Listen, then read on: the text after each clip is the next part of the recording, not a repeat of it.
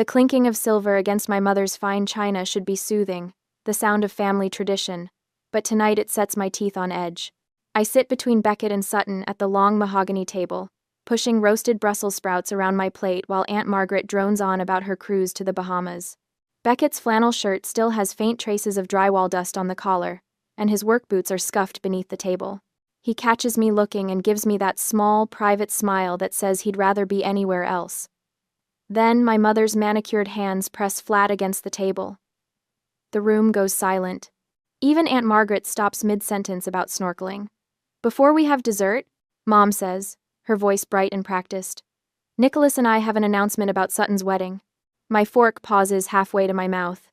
Sutton sits up straighter, her Instagram-ready smile already in place. "You know how much we adore both our daughters," Mom continues, and my stomach tightens at the qualifier. Nothing good ever follows that phrase. And we believe in supporting family dreams. Dad clears his throat, straightening his tie. "Delilah and I have secured the February 20th opening at the Aita-Style resort for Sutton and Tripp's wedding." Sutton squeals. Actual squealing. Tripp pumps his fist like he just won something. I set down my fork carefully. The Aita-Style resort. That venue costs more than I make in a year. "A celebrity couple canceled last minute," Mom says, beaming. "It's a once-in-a-lifetime influencer opportunity. The exposure alone is worth—" "How are you paying for it?" The question comes out sharper than I intended. Mom's smile doesn't falter. "Well, that's the thing, sweetheart. We accessed your trust fund, $48,000. It covered the deposit, and most of the rest of her words turn into white noise. My trust fund. The one my grandmother left me. The one that transfers to my full control in 3 weeks when I turn 30. "You what?" My voice sounds distant, like it belongs to someone else. "Now, Isla, don't make that face." Dad's tone carries a warning. "Your mother and I are still the trustees until your birthday. We have every legal right to—" "Did you just admit to felony embezzlement in front of witnesses?" Beckett's voice cuts through the room like a blade through ice. He hasn't raised his voice. He doesn't need to. Every head turns toward him. Dad's face reddens. He looks at Beckett's dusty shirt, his calloused hands, those scuffed boots. Then he laughs. Actually laughs. "Felony? Listen, son. I know you're used to bricklaying money, but in the real world, parents manage their children's assets all the time. Maybe if you made more than minimum wage, Isla wouldn't need family support." "Dad." The word scrapes out of my throat. Beckett sets down his water glass with deliberate care. "You have 72 hours to return the principal plus interest. If you don't, Sutton's wedding becomes a funeral for this family's reputation." Tripp snorts from across the table, his phone already out, filming. "Bro, what are you gonna do? Sue them? With what lawyer? I tried Googling you, man. Beckett Sterling? Nothing. No LinkedIn, no Facebook. You're a ghost. In 2024, if you're not online, you're nobody. Public defender gonna squeeze you in between his drug cases?" I grab Beckett's arm before he can respond. His muscles are rigid beneath my fingers. "Kitchen. Now." He follows me, and I don't miss the smug look Dad exchanges with Tripp as we leave. The kitchen still smells like turkey and sage. I lean against the counter, my hands shaking. Beckett stands near the doorway, watching me with those calm gray eyes that never seem ruffled by anything. "They stole from me." The words come out hollow. My grandmother left me that money so I could buy a house, start a life, and they just— I know. I'm 29 years and 11 months old, Beckett. 11 months. In 3 weeks that money would have been completely mine, and they knew it. They timed this. He crosses to me in 2 strides and pulls me against his chest. I can smell sawdust and soap and him. For a moment I let myself break, just a little. "When I was 16, they made me pay my own college tuition while Sutton got a brand new Lexus." I whisper into his shirt. "When I was 22, I bailed her out of $3,000 in credit card debt because Mom said she was fragile, that she needed support. I'm always the fixer, the responsible one. The strong one who doesn't need help. You're also the one they underestimate." Beckett pulls back to look at me. "Which is going to be their biggest mistake." Before I can ask what he means, Mom appears in the doorway. "Isla, honey, come back to the table. You're embarrassing yourself." I straighten, turn to face her. She's wearing her patient smile, the one that says she's the adult and I'm the child throwing a tantrum. Embarrassing myself? Something inside me cracks. Not breaks, cracks. Like ice before it shatters. You stole $48,000 from me. We borrowed it, sweetheart. For family. Sutton is fragile. She needs this spotlight to thrive. You're a survivor. You'll make more money. This is about supporting your sister when she... No. Mom blinks. Excuse me? No. This isn't about survival. This isn't about support. This is theft. Her face hardens. Don't you dare speak to me that way. After everything we've done for you. Name one thing. The kitchen goes silent. I can hear voices from the dining room. Aunt Margaret asking if everything is all right. Mom's jaw tightens. You have until dessert to apologize and come back to this table like a grateful daughter. Otherwise, you can leave. She turns and walks away, her heels clicking against the hardwood. Beckett touches my shoulder. We should go. Wait. I grab my purse from the counter and pull out my phone. My hands are steadier now. If they want to play this game, they're going to regret it. Back in the dining room, everyone stares as we gather our coats. Sutton has tears in her eyes, the performance kind that look good on camera. Dad won't even look at me. Tripp is still filming, smirking. I stop at the doorway and look back at my family. My whole life, I've been invisible to them, unless they needed something fixed. Not anymore. 72 hours, I say quietly. Enjoy your turkey. The door closes behind us with a soft click that sounds like a gunshot. Monday morning, I call the trust administrator before my shift starts. My hands shake as I dial, coffee going cold on my kitchen counter. Beckett left an hour ago for a job site, kissing my forehead and telling me to breathe. I can't breathe. Not until I know how bad this actually is. Miss Cook, let me pull up your account. The administrator's voice is professionally neutral, the kind that gives nothing away. I hear typing. Then silence. Then more typing. Is there a problem? I'm seeing some unusual activity. Can you hold, please? The hold music is classical, something with violins that makes my teeth ache. I pace my small living room, past the second-hand couch Beckett reupholstered last spring, past the bookshelf we found at an estate sale. Everything here we built ourselves. Nothing handed to us. Miss Cook? A different voice now. Older, careful. This is Gerald Hutchins, senior trustee. I need to ask you a question. Did you sign a verbal consent memo 2 months ago authorizing a $48,000 transfer to Sutton Marie Cook? My stomach drops. No. I was afraid of that. Papers rustle. The documentation is dated September 15th. It claims you verbally agreed to gift the funds to your sister for wedding expenses, and that you'd formalize it in writing before your 30th birthday. I never said that. I didn't even know about Sutton's engagement until October. More rustling. Miss Cook, I'm looking at the transfer log right now. This wasn't impulsive. Someone accessed the account 3 separate times over 6 weeks, moving funds in increments to avoid triggering our large withdrawal alerts. They knew exactly what they were doing. I sink onto the couch, premeditated, not a desperate grab in a moment of weakness. They planned this. Can you email me everything? Every document, every transfer record, every piece of paper with my name on it? I'll send it within the hour. Miss Cook, I have to tell you, this doesn't look good. If that consent memo is forged, we're talking about fraud, criminal fraud.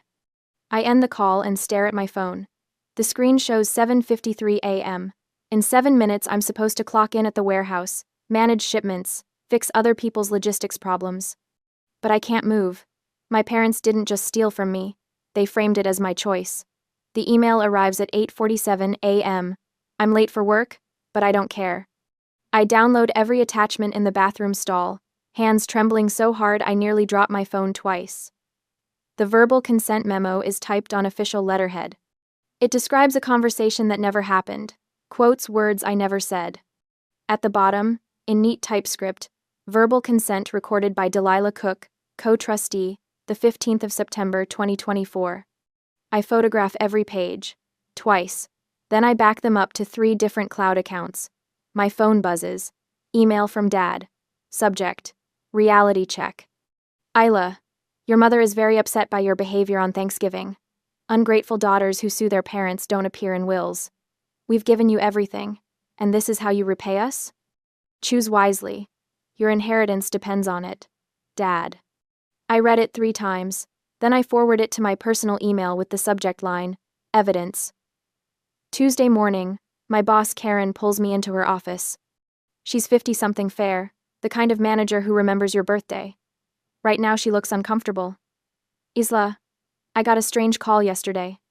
My chest tightens. From who? A man named Trip Johnson. Said he's your future brother-in-law. He was very concerned about you. She pauses. He said you're going through a mental health crisis. That you're harassing his fiancé and making threats. That your family is worried you might be unstable. The floor tilts. That's not true. I didn't think it was.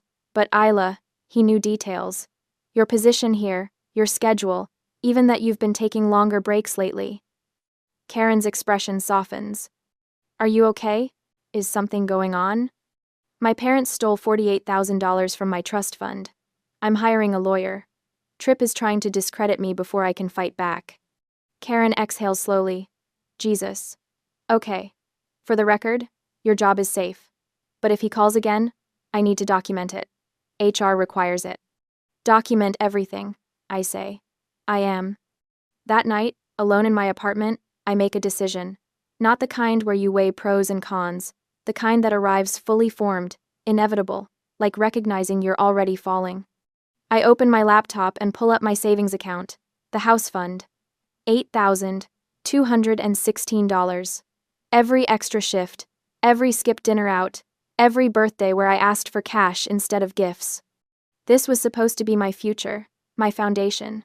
I transfer $8,000 to my checking account. Then I Google forensic accountants and lawyers who handle trust fund fraud. Martin Webb's website is plain, professional. 30 years exposing financial deception. I send him the trust documents at 11:34 p.m. Riley Donovan's site shows a woman in her 60s with steel gray hair and sharp eyes. Family law attorney specializing in elder abuse and trust disputes. I email her at 11:41 p.m. By Wednesday morning, both have responded. Martin's retainer is $4,000. Riley's is $4,000. I wire the money before I can reconsider.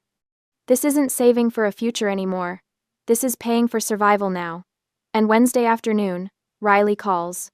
I've reviewed the documents, Mr. Webb forwarded. The forged consent memo is sloppy work. Wrong notary stamp. Signature dates that don't match the claimed conversation date. We can prove fraud. How long will it take? I'm sending a formal demand letter today. Certified mail, signature required. They'll have it by Thursday morning. After that, we wait to see if they're smart enough to settle or stupid enough to fight. Thursday, 10:15 a.m. My phone rings. Dad.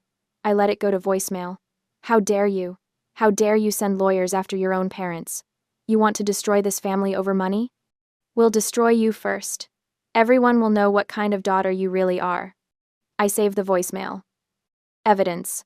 Thursday, 6:47 p.m. The family group chat explodes. Tripp has posted a photo. Beckett's rusted 1,998 Ford F-150 parked next to Tripp's leased BMW M5.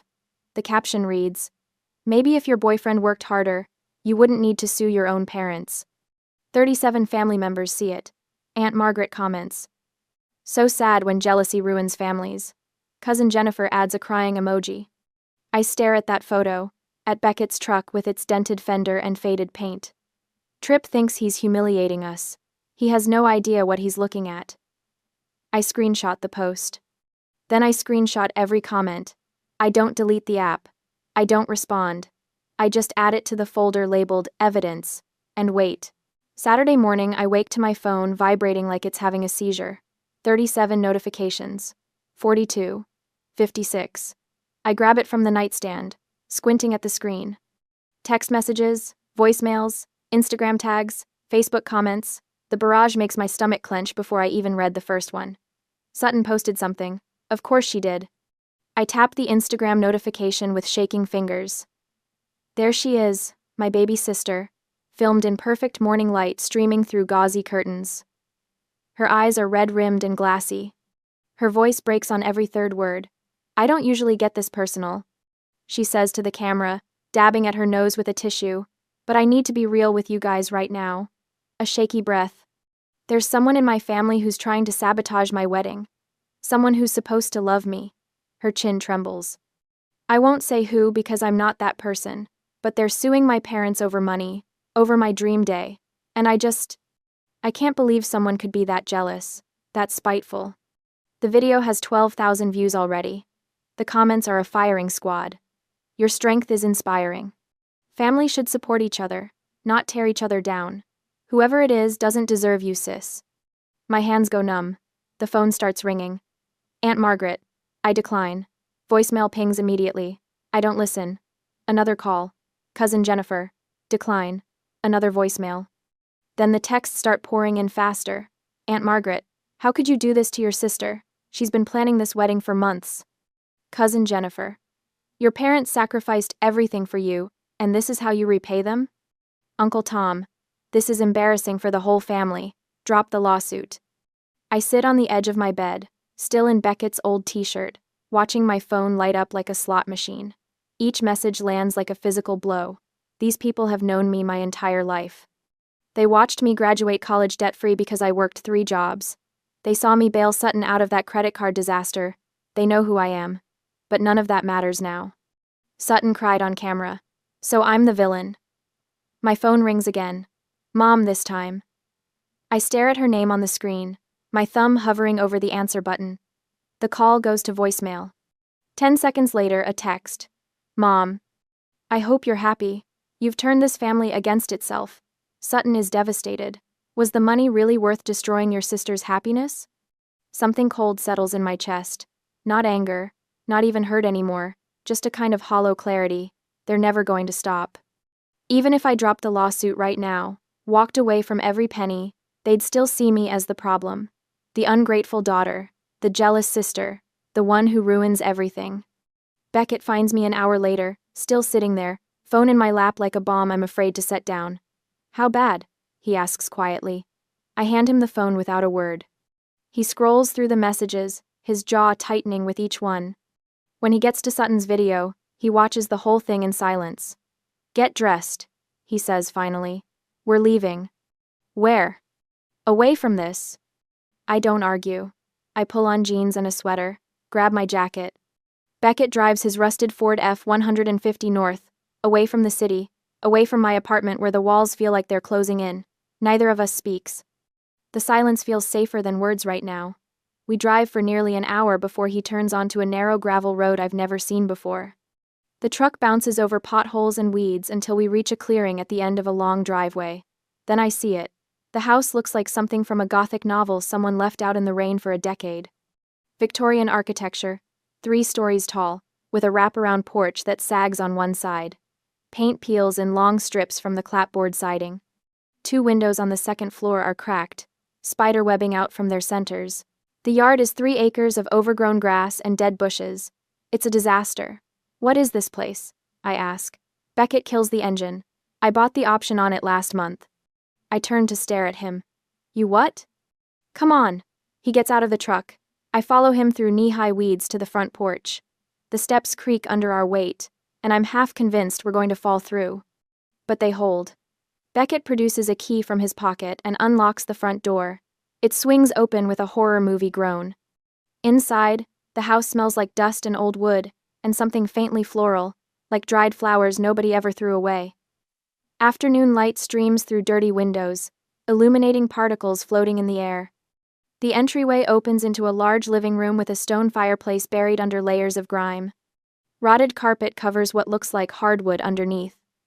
It's broken, Beckett says softly, taking my hand. Like everything feels right now. I look at him. Really look at him. There's something in his eyes I haven't seen before. Not pity, not even sympathy. Just understanding. But it has good bones, he continues, leading me deeper into the house. He points up at the ceiling. Original crown molding. See? Under all that water damage, it's still there. He kneels and peels back a corner of the disgusting carpet. Underneath, dark hardwood gleams faintly. This is probably oak, maybe 100 years old. We move through the house together. He shows me the dining room with its built-in china cabinet, the butler's pantry with original glass front cabinets, the kitchen that needs to be gutted entirely. Upstairs, 5 bedrooms in various states of decay. The master has a bay window overlooking the property, and through the grime I can see the potential. Back downstairs, Beckett takes both my hands and turns me to face him in front of that filthy stone fireplace. We'll build our own life here, he says. With or without that money, with or without them. Something inside me shifts. Not breaks, shifts. Like tectonic plates rearranging themselves deep underground. I've spent 29 years trying to earn a place at my family's pristine Thanksgiving table. Fighting to be seen, to be valued, to be loved the way Sutton is loved. Hoping that if I just fixed enough problems, absorbed enough blame, stayed quiet and competent and useful, they'd finally see me as worth keeping.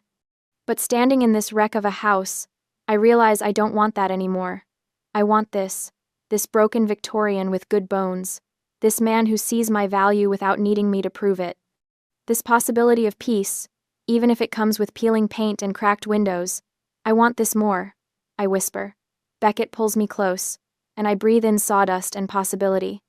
We walk the property as the sun starts sinking lower. 3 acres of dead grass and overgrown brambles and a few trees that might bloom come spring. It's ugly right now, but it's ours. Then Beckett's phone rings. He glances at the screen, and something changes in his face. I need to take this. He walks about 20 feet away, turning his back to me. I watch him answer, and his entire posture transforms. Straighter, sharper, too. His voice carries across the dead grass, but the tone is completely different from the one I know. Yes, I've reviewed the acquisition timeline, he says, crisp and authoritative.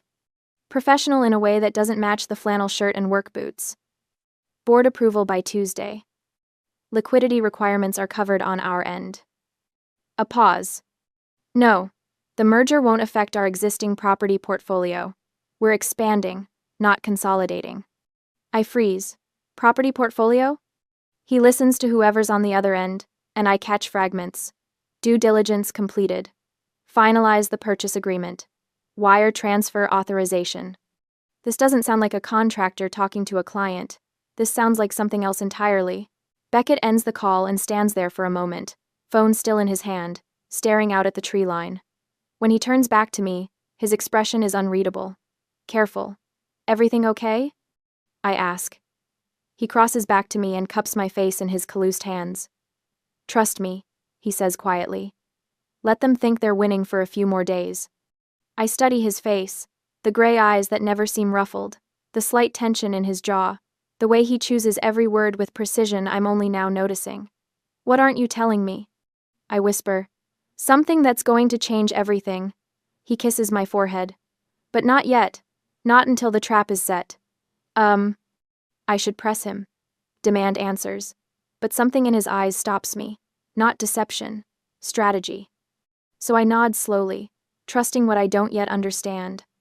As we walk back to his truck, my phone buzzes again. Another message from the family group chat. I don't open it. For the first time in my life, their opinions feel smaller than my own certainty. Whatever Beckett is planning, whatever he's not telling me, I know one thing for sure. I'm done fighting to stay in a family that never wanted me there in the first place. I'm fighting to get out. The 72-hour deadline expires Tuesday at 5 p.m. I watch the clock on my office wall tick past the moment, and nothing happens. No phone call. No wire transfer notification. Just silence. Wednesday morning, Riley calls. Her voice carries a tightness I haven't heard before. We have a problem. I'm in my car in the parking garage, eating a protein bar that tastes like cardboard. What kind of problem? Nicholas and Delilah's attorney just sent over their counter evidence. She pauses. It's a screenshot from 5 years ago. A text message you sent to Sutton after what looks like a girls' night out. My stomach drops. What does it say? What's mine is yours, sis. Riley's tone is careful. There's a heart emoji. Their lawyer is arguing this demonstrates a pattern of voluntary gifting, not embezzlement. It complicates our case significantly. The protein bar turns to dust in my mouth. I remember that night. Sutton had just broken up with her boyfriend of 3 months and was sobbing about needing new boots to feel better. I'd bought her dinner and told her not to worry about money. That was about a pair of boots, I say. Not $48,000. I know, but it gives them ammunition, A jury might see it as evidence of your intent to share assets freely with your sister. She exhales slowly. Isla, if we proceed to court now, this could drag out 18 months, maybe longer. And there's no guarantee we win. I press my forehead against the steering wheel. The concrete pillar in front of me is gray and cold, and exactly how I feel. What are my options? We can fight, build a stronger case, depose witnesses, document the pattern of financial abuse. But it'll cost you everything you have left, and the outcome is uncertain. Riley's voice softens. Or you can walk away, cut your losses. Sometimes the win is just getting out alive. I sit there after she hangs up, head against the steering wheel, looking at my reflection in the rearview mirror. The woman staring back has dark circles under her eyes and defeat written across every line of her face. My phone buzzes. A text from Mom. We're willing to be reasonable. Let's talk. Thursday evening, I call her. My hand shakes as I dial, and I hate myself for it. She answers on the first ring. Isla. Her voice is warm, relieved, triumphant. I'm so glad you're being sensible about this. I can't do this anymore. The words come out small, exhausted. Beckett is across the room, watching me with those unreadable gray eyes. I'll sign whatever you want. Mom's relief floods through the phone. Oh, sweetheart, I knew you'd come around. Family is more important than money, isn't it? Your father and I have always said. What do you need me to sign? Well. She clears her throat, and I can hear the calculation in the pause. Sutton's pre-wedding gala is Saturday night at the Mayfield Club. 200 guests. It would mean so much to her if you came and publicly blessed this wedding. Showed everyone that our family is united. My jaw clenches. You want me to sign the waiver in front of 200 people? It's not about humiliation, Isla. It's about family healing. About you being the bigger person, the way you've always been. Her voice takes on that syrupy quality I've heard my entire life. You're so strong, so capable. This is your chance to show everyone that grace and maturity. Beckett crosses to me and takes my free hand. His fingers are warm and steady. Fine, I whisper. I'll be there Saturday. Oh, wonderful. I'll text you the details. And Isla, I'm proud of you. This is the daughter I raised. She hangs up before I can respond. I set the phone down and stare at it like it might bite me. Beckett sits beside me on the couch, still holding my hand. I just gave up, I say. I just let them win. He doesn't answer, just squeezes my fingers once, a message I can't quite decode. Friday afternoon, my phone explodes with notifications. Sutton has posted an Instagram story, a close-up of her hand holding Trips, both their engagement rings catching the light. The caption reads, "Sometimes love wins. Family first. After wins." The comments flood in. So happy for you. Family is everything. Your sister must be so proud. I'm still staring at it when Beckett's phone buzzes. He glances at the screen and shows me. Tripp's text. Your girl finally learned her place. Maybe you should too. Beckett deletes it without responding.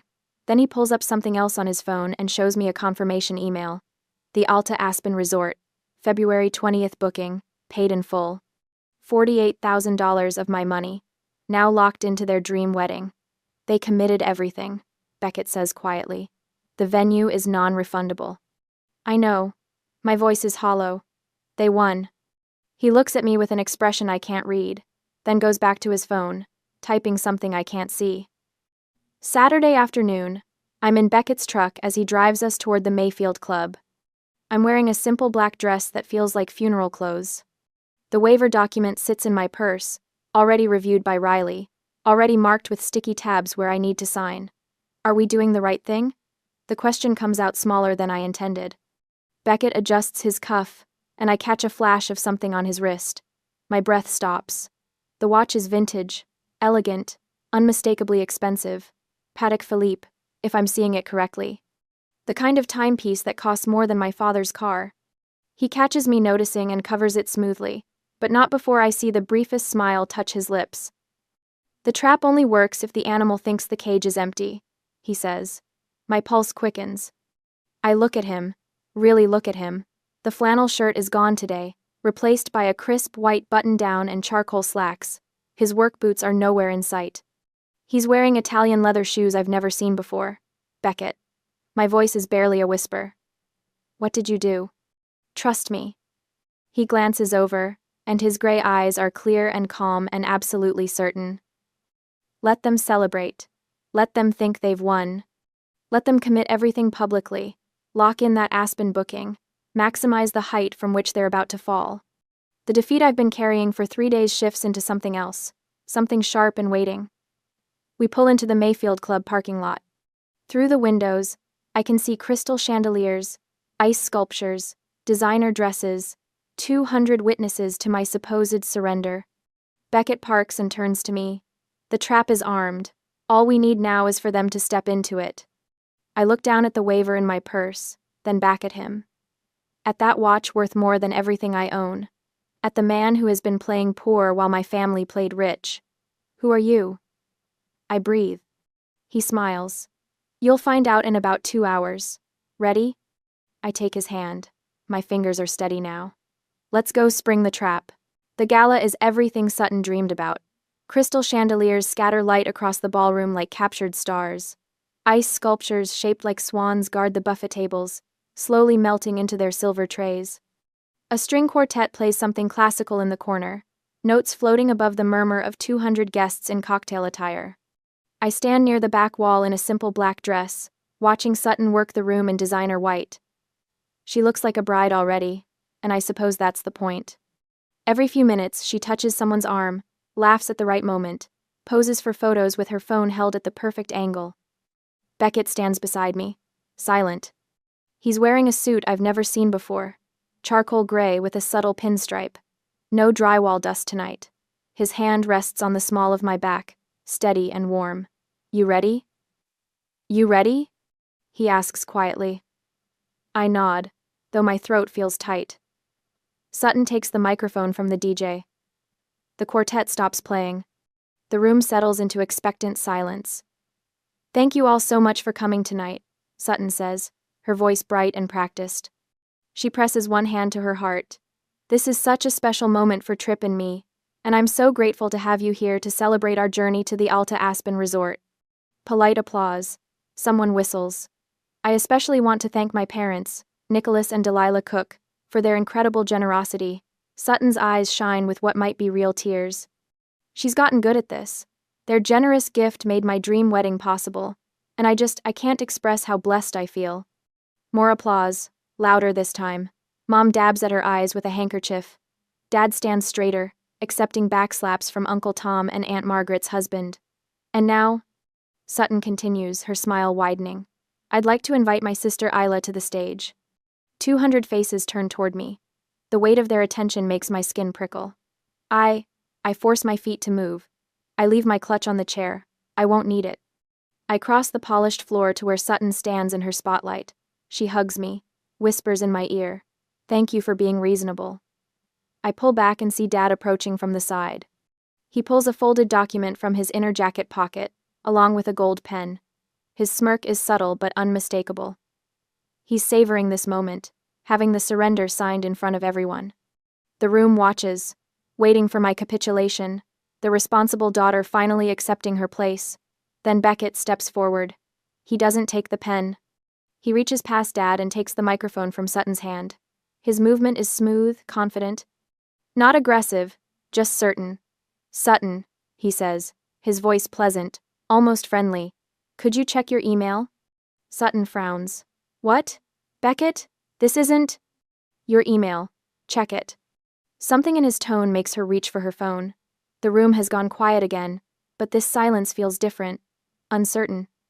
I watch Sutton's face as she unlocks her screen, watches her scroll, watches the color drain from her cheeks like water from a broken glass. Why? Her voice comes out small. She looks up at Beckett, then at her phone again. "Why is my reservation canceled?" "I'm sorry?" Mom pushes forward through the crowd. "What did you say?" "My reservation." Sutton's voice rises, cracking. "The Alta-Aspen Resort just sent an email. Our wedding is canceled. She scrolls frantically. "They refunded the deposit. All of it. Why would they? Why is my wedding canceled?" The last words come out as a scream. Guests murmur. Someone gasps. Beckett's smile doesn't change. Professional. Cold. Because I ordered it cancelled. I am the CEO of Sterling Hospitality Group. We acquired the Alta Aspen Resort last week. The room goes completely silent. I stare at him. CEO. Sterling Hospitality Group. The words don't connect to the man who showed me a broken Victorian house, who wears flannel shirts dusty with drywall, who drives a rusted 1998 Ford F-150. Dad finds his voice first. That's impossible. You're a laborer. You don't. Beckett signals toward the back of the room. A screen behind the DJ booth illuminates, flooding the wall with blue light. Documents appear. Transfer agreements. Corporate acquisition papers. And there, enlarged so everyone can read it, the forged trust memo, with Mom's signature. While a text message might delay civil proceedings, Beckett says, his voice carrying to every corner of the ballroom, the documented intent to conceal this transfer makes it criminal fraud under our corporate anti-corruption bylaws. He pauses. Lets the words settle. 200 witnesses, hearing every syllable. Sutton Cook and Trip Johnson are now blacklisted from every Sterling property globally. That's 137 luxury venues across North America. His voice never rises, never hardens. Just states facts. There will be no wedding at Aspen. There will be no wedding at any comparable venue in this region. You can't. Dad lunges forward.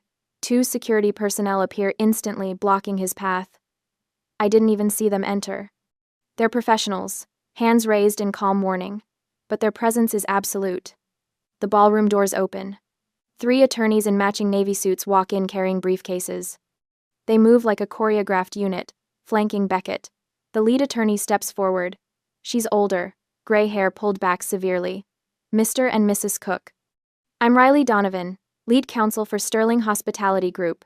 We have prepared a criminal filing for fraud regarding the forged documents to be submitted Monday morning. However, Mr. Sterling is willing to treat this as a civil misunderstanding if full restitution is initiated immediately. Total $60,000. Mom makes a sound like a wounded animal. Nicholas, do something. Dad's face has gone purple.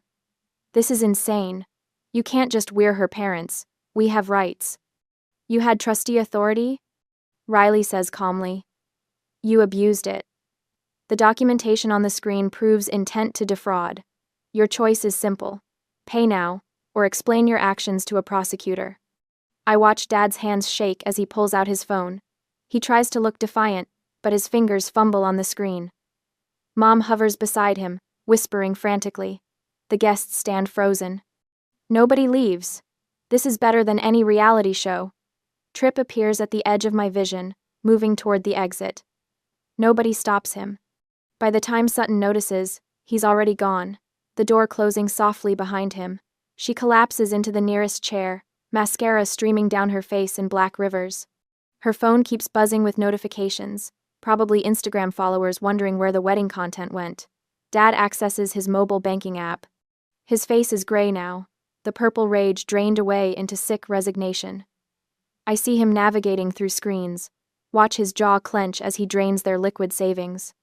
When that's not enough, he pulls up something else, his emergency home equity line of credit. Mom sees the numbers. Nicholas? No, that's for... What choice do we have? His voice is hollow. At 9:47, Dad holds his phone screen toward Riley. Transfer initiated. Priority status. Riley checks her own phone. Checking. I see the pending authorization code. It will clear on Monday. If the funds bounce, the criminal filing proceeds. She turns and walks out, her team following. The security personnel remain, watching Dad with flat, professional eyes. I look at Beckett. This man I thought I knew. This man who let my father mock his bricklaying money while wearing a watch worth more than their car. He meets my eyes. Good bones, he says softly. And I understand. The Victorian house. The broken thing with potential. He saw me the same way. Worth investing in. Worth protecting. Around us, 200 witnesses pull out their phones, already texting, already posting. By morning, everyone will know. The Cook family's perfect facade cracked open in front of everyone who mattered. Sutton sits in her chair, white dress wrinkled, face ruined, alone, and I feel nothing. Not anger, not satisfaction. Just the quiet certainty that I'm finally free. The lighthouse beam sweeps across the water in its ancient rhythm, steady as a heartbeat. 6 months have passed since the gala, and I stand on the rocky Maine coast watching 40 people I actually love gather near the keeper's cottage. The wind tugs at my simple cream dress, and I don't smooth it down. There are no photographers here, no performance required. Riley Donovan adjusts her officiant's stole and grins at me. Ready to make this legal? I nod, and Beckett takes my hand. His calluses catch against my palm, rough spots from 6 months of sanding floors and pulling down rotten drywall together. Emma, my childhood friend, hands me a bouquet of wildflowers she picked this morning from our overgrown acre. Martin Webb sits beside his husband in the second row, both of them beaming. No, Nicholas. No, Delilah. No, Sutton. The ceremony lasts 12 minutes. Riley keeps it simple, honest. When Beckett kisses me, the waves crash against the rocks below, and I taste salt air and freedom. Later, we drive everyone back to the Victorian house. Our house, the one Beckett called broken but with good bones. I park in the gravel drive and stare at what we built. Fresh white paint gleams on the porch rails. New windows catch the afternoon sun. The sagging roofline stands straight now, proud. Inside, I pull on my paint-stained work gloves to show guests the crown molding I spent 3 weeks restoring, each delicate curve stripped and refinished by hand. The stone fireplace we uncovered from behind cheap paneling dominates the living room, its original brick exposed and repointed. Someone asks about the floors, and I drop to my knees to trace the grain of the oak we sanded ourselves, Beckett running the heavy machine, while I followed with stain. How much of the trust fund went into this? Emma asks quietly. $20,000. The rest sits in an account labeled, ours. No parents, no trustees, no conditions. She squeezes my shoulder, understanding everything I don't say. I'm still the fixer, but now I fix foundations I choose, not facades built on lies. Monday morning arrives too soon. In Miami Beach, Sutton approaches a boutique hotel reception desk, dragging her Louis Vuitton luggage behind her. She's tanned, exhausted from posting healing journey content that gets fewer likes each week. The young clerk types her name, frowns, types again. I'm sorry, Miss Cook. Your ID is flagged in the Sterling Partner Alliance network as a financial liability. Our system won't allow check-in. Sutton's voice rises. That's impossible. Run it again. The clerk runs it again. Same result. I need to see your manager. Now. The manager arrives, reviews the screen, and nods to security. Ma'am, you'll need to leave the property. Sutton is escorted out while confused tourists watch. She tries 3 more hotels that day. The result is always the same. Back in Maine, I sit on our porch at sunset, coffee warming my hands. The ocean stretches dark and endless before me. My phone buzzes. A text from Delilah. Please, we need to talk. I'm sorry. I read it. Feel nothing. Set the phone down without responding. I'm not angry anymore. Anger requires caring what they think, what they feel, whether they understand. I've spent 29 years translating myself into a language they refuse to learn. I'm just free. Beckett steps onto the porch, draping a warm blanket across my shoulders. He settles beside me, our thighs touching, and we sit in the kind of silence that only happens when you've stripped drywall together at 2 a.m. When you've made 1,000 small decisions about paint colors and cabinet hinges, and whether to keep the original banister. The lighthouse beam sweeps past again. 1 rotation, 2, 3. I used to think being invisible to them meant I wasn't loved, I whisper. Now I realize being invisible to them means I'm finally safe. Beckett kisses my temple, his lips warm against my skin. The waves crash, the lighthouse turns, and for the first time in 29 years, Isla Cook isn't fixing anyone's problem but her own.